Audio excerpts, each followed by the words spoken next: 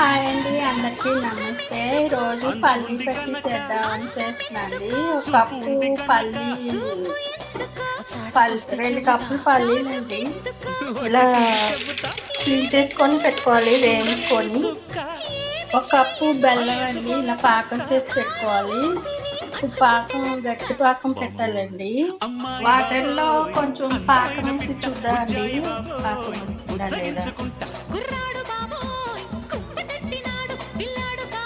బాగా గట్టిగా ఉండాలి. ఇవన్నీ వచ్చింది, ఇలా గట్టిగా ఉండాలి.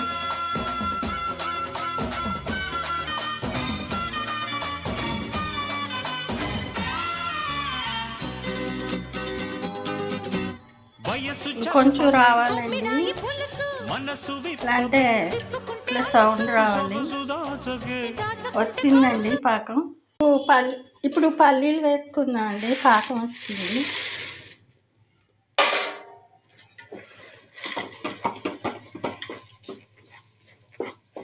బాగా కలిపేద్దాము. ఇదిగోండి పల్లీ ఇలా వేసుకున్నాము ప్లేట్లో. కొద్దిసేపు అయ్యాక కట్ చేద్దాం ముక్కలు.